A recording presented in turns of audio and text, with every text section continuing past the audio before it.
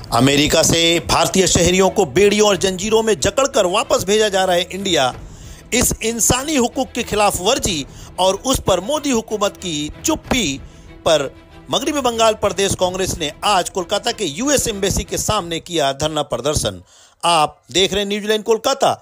मगरबी बंगाल प्रदेश कांग्रेस ने आज कोलकाता में यूएस एम्बेसी के सामने ट्रंप इंतजामिया की तरफ से इंडियंस को बेड़ियों और जंजीरों में जकड़कर जिस तरह वापस हिंदुस्तान भेजा जा रहा है, ये ह्यूमन राइट्स की खुली खिलाफ वर्जी है और उस पर मोदी हुकूमत की हैरान कर देने वाली शर्मनाक खामोशी के खिलाफ एहतजाज भी किया जा रहा है।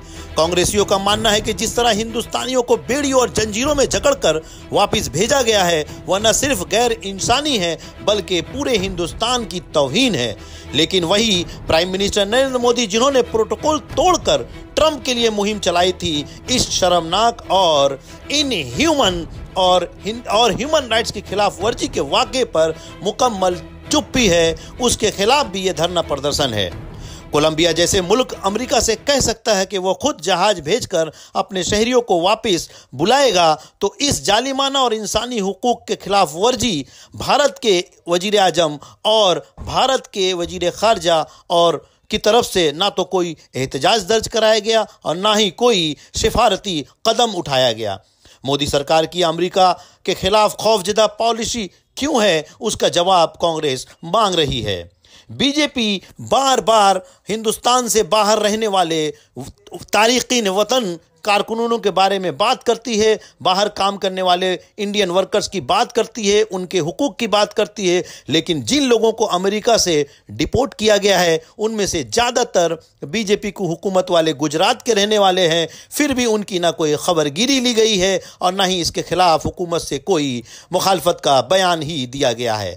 इससे आज फिर साबित हो गया है कि जब मुल्क में कांग्रेस की हुकूमत नहीं है तो मुल्क की इज्जत को बार बार ठेस पहुंचाया जा रहा है और अपने आप को विश्व गुरु कहने वालों की हुक्मरानी में हमें क्यों खामोश तमाशाई बनकर मुल्क की तौहीन बर्दाश्त करनी पड़ रही है। इन तमाम मांगों को लेकर मगरबी बंगाल प्रदेश कांग्रेस कमेटी आज यूएस कोलकाता एम्बेसी के सामने धरना प्रदर्शन कर रही है। ऐसी तमाम तरह खबरों के लिए आप देखते रहिए न्यूजीलैंड कोलकाता। हमारे चैनल को सब्सक्राइब कीजिए, फेसबुक पेज को लाइक कीजिए। आइए इस बारे में कांग्रेसियों को क्या कहना है, उनकी जबानी सुनते हैं। हिंदुस्तान ए अपमान सह्य करबे ना।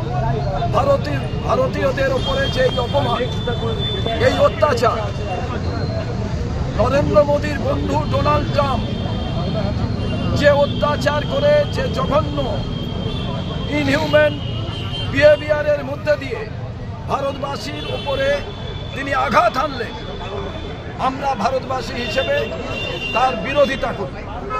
যখন ভারতের কেউ এর বিরোধিতা করছেন না, তখন পার্লামেন্টের বাইরে রাহুল গান্ধী, আমাদের সভাপতি মল্লিকার্জুন খাড়গেজি, অখিলেশজিরা প্রতিবাদ করেছে।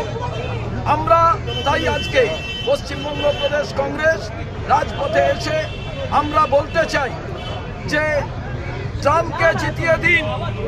আমি নরেন্দ্র মোদী বলছি, তিনি আজকে চুপ কেন, খামোশ কেন? ফরেন মিনিস্টার চুপ কেন? কলম্বিয়ার মতো ছোট দেশ, সেই দেশে আমরা দেখলাম যে তাদের উপরে যখন এই অত্যাচার হচ্ছে, পায়ে বেড়ি পরিয়েছে, হাতে হাতকড়া পরিয়েছে, তাদের রাষ্ট্রপতি বললেন এ কাজ করবেন না, আমরা দুটো জাহাজ পাঠাচ্ছি, সেই জাহাজে করে আমাদের লোককে পাঠান। ভারতবর্ষের এই ক্ষমতা হলো না। নরেন্দ্র মোদী সরকার, বিশ্বগুরু সরকার ডোনাল্ড ট্রাম্পকে বলা যে আমাদের লোককে ওখানে রাখুন, আমরা জাহাজ পাঠাচ্ছি, আমরা নিয়ে আসবো। তার কারণ কংগ্রেস যা পারে, কংগ্রেসের প্রধানমন্ত্রীরা যা পারেন, তা বিশ্বগুরু নরেন্দ্র মোদী পারেন না। কোথায় আরএসএস এর সেই সমস্ত প্রভাবশালী নেতা? কোথায় বিজেপির নেতারা? পশ্চিমবঙ্গের বিজেপির নেতারা কোথায়? তারা কেন রাস্তায় দাঁড়িয়ে ভারতবর্ষের মানুষের ওপরে যে অত্যাচার, তার প্রতিবাদ করছেন না? এরা ইংরেজের দালাল, তাই চুপ করে আছে, এরা কিছু বলতে পারছেন না।